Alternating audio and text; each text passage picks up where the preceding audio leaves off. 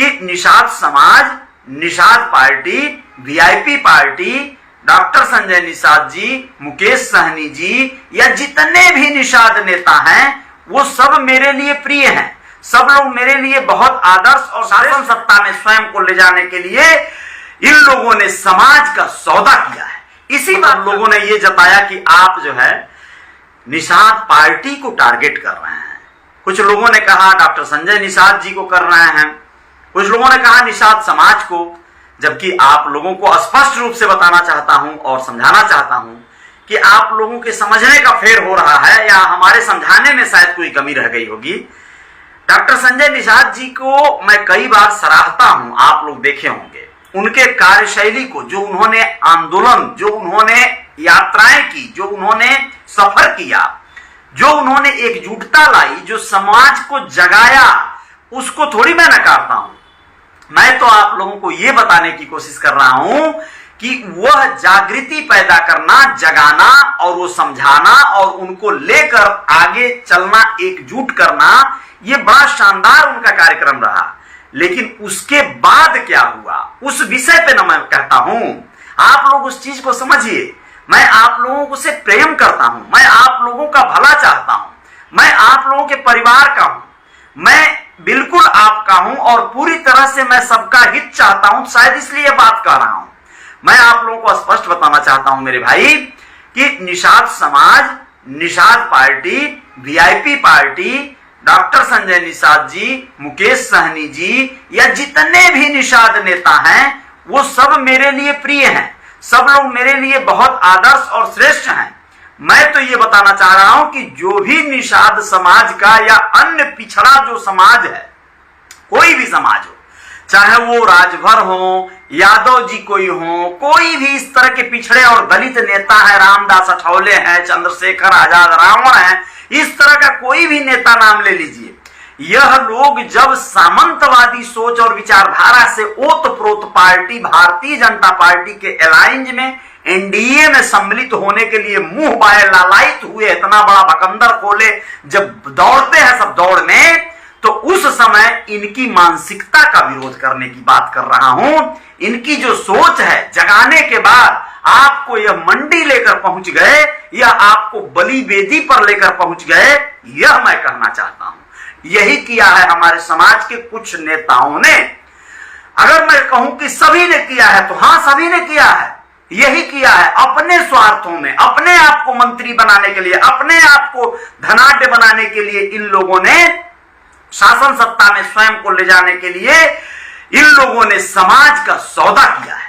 इसी बात का विरोध है। मुझे उन लोगों का विरोध नहीं है। उन लोगों ने काम बहुत बढ़िया किया, अपने पूरे धन संपत्ति को लगाया, अपनी ताकत, अपना ऊर्जा लगाया, अपना मेहनत किया, रात दिन एक किया, पुलिस प्रशासन के सामने जाकर आंदोलन किया, धरना दिया, प्रदर्शन किया, जनता के तमाम समस्याओं को अपना मानकर उसका निस्तारण करवाने के लिए रात दिन एक किया। बहुत योग्य है, सब लोगों ने महान कार्य किया है।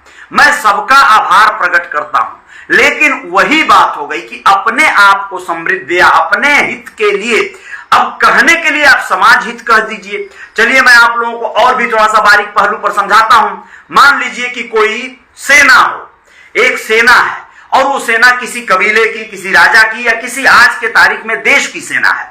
उस सेना की एक टुकड़ी लेकर एक कमांडर आगे बढ़ रहा है बॉर्डर पर, सीमाओं की तरफ, और बीच रास्ते में एक गांव पड़ता है।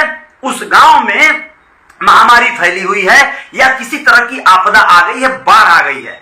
अब ये बताइए कि वहां बॉर्डर पर ठीक है, आकस्मिक आवश्यकताएं हैं, लेकिन रास्ते में गांव जो मिल रहा है जहां पर बाढ़ से तबाह लोग मरे जा रहे हैं, क्या उस सेना का फर्ज नहीं बनता है कि बिल्कुल बाढ़ के उस पीड़ित लोगों को तत्काल पहले कोशिश करके राहत पहुंचाया जाए, राहत कार्य किया जाए, वहां पर उन्हें सुरक्षित किया जाए, फिर आगे बढ़ा जाए। देखिए, अब उस कमांडर पर, जो उनका सेना नायक है, उस पर निर्भर करता है।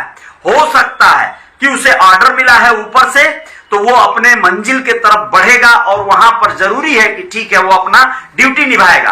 अच्छा, लेकिन मान लीजिए यह किसी ऐसी सेना की बात की जाए जहां पर कुछ अपने निजी लाभ में, अपने प्रमोशन के लिए एक सेना नायक उस आम लोगों की समस्याओं को नजरअंदाज करके और जाकर कोई इमरजेंसी नहीं है, कोई युद्ध नहीं छिड़ा है बॉर्डर पर। वहां जाकर बस डेरा डालना था, वहां जाकर अभी मोर्चा संभालना था, ड्यूटी लगाना था, लगना था, और यहां इस समस्या को नजरअंदाज कर दिया गया और आगे बढ़ा दिया गया। पैसे लेकर अगर पुराना कबीला है या राजा की सेना वो है और वो किसी दूसरे के धन वैभव के लालच में इस सेना को लेकर आगे बढ़ जाती है, और यहां जो अशांति फैली है, मणिपुर का बलबा मचा है, उसमें वो सेना खड़ी नहीं हो रही है। आप बताइए क्या क्या धर्म क्या कहता है, आपका ईमान क्या कहता है, इंसानियत और मानवता क्या कहती है? दुखद पहलू है ना, यही हो रहा है समाज के साथ। नेतागण अपने लाभ में, अपने स्वार्थ में समाज का बड़ा हिस्सा, बड़ा तबका का वोट लेकर अपने आप को लेकर आगे बढ़ जा रहे हैं और इनकी समस्या जस की तस पड़ी रह रही है। आप सोचिए, जातीय जनगणना की बात जब की जाती है दोस्तों, तो जातीय जनगणना न कराने के पीछे मंसूबा आखिर सरकार का क्या है? सरकार में आज के तारीख में आप लोग नजर उठाकर देखिए, जितने भी लोग संभ्रांत और उद्घाटन और विमोचन और जितना भी कर्मकांड इस समय कर रहे हैं, वो सब के सब कौन लोग हैं? आप लोगों को समझ में आ जाएगा कॉन्सेप्ट। नेता के रूप में ज्यादा से ज्यादा बैनर पोस्टर सड़कों पर किसके लगे हैं?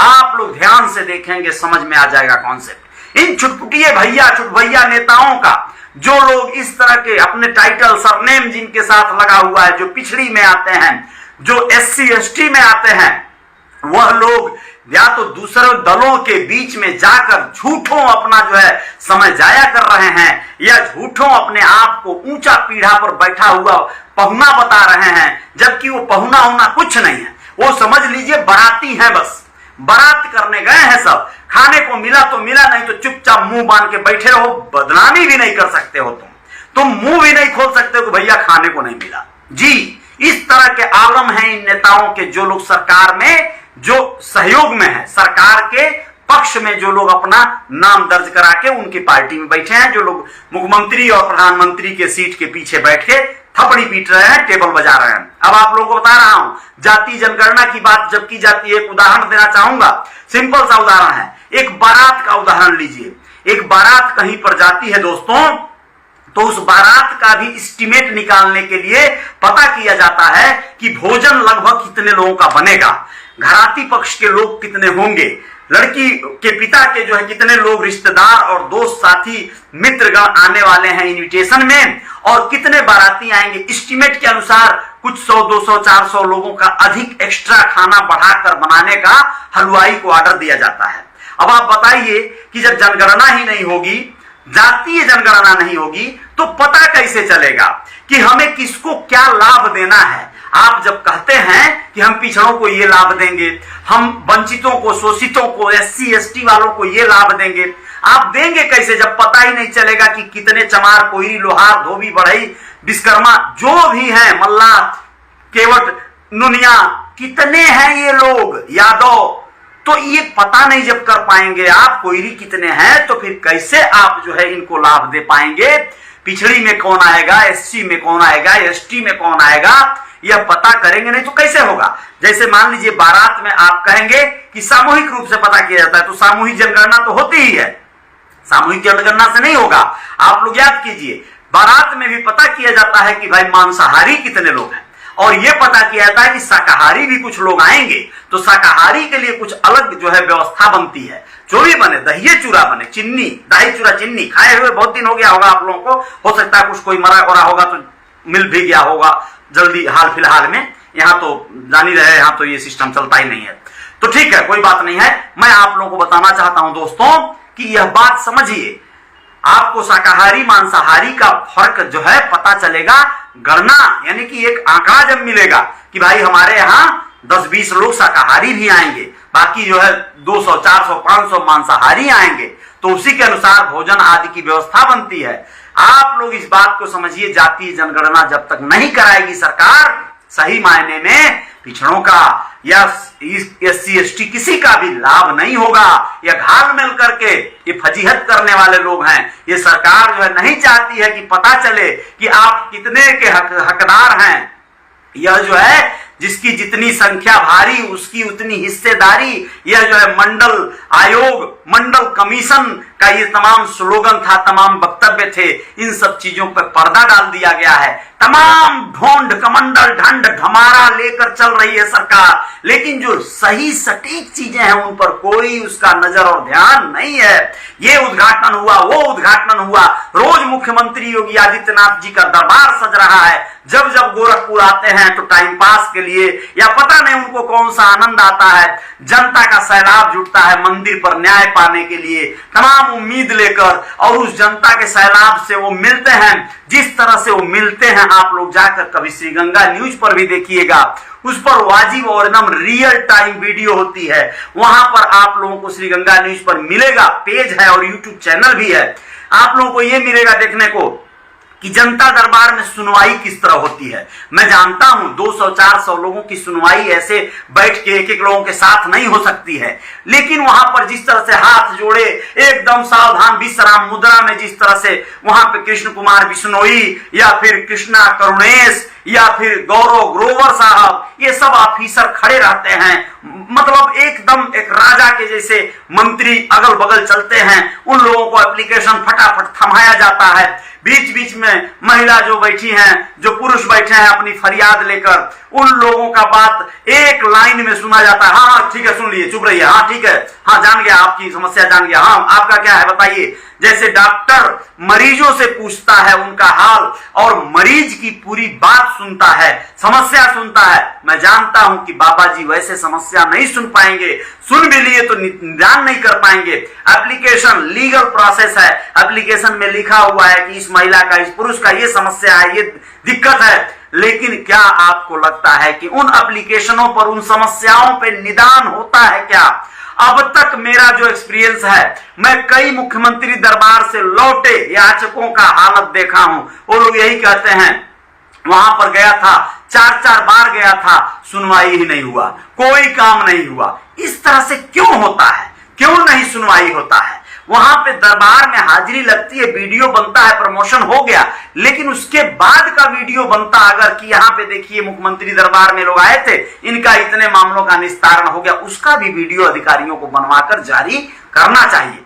खैर कोई बात नहीं, ये करते भी होंगे लोग, अपने स्तर से करते होंगे, बशर्ते मुझसे भी त्रुटि हो सकती है, आप लोगों का मार्गदर्शन चाहिए, आप लोग सुझाव देते रहिएगा। बाकी जय जयकार जारी रहेगी। बहुत बहुत धन्यवाद, शुक्रिया, जय हिंद, जय भारत, जय जयकार जारी रहेगी। बहुत बहुत आभार, अभिनंदन। मिलेंगे फिर 10 बजे रात को आप लोगों से, तब तक के लिए शुभ रात्रि।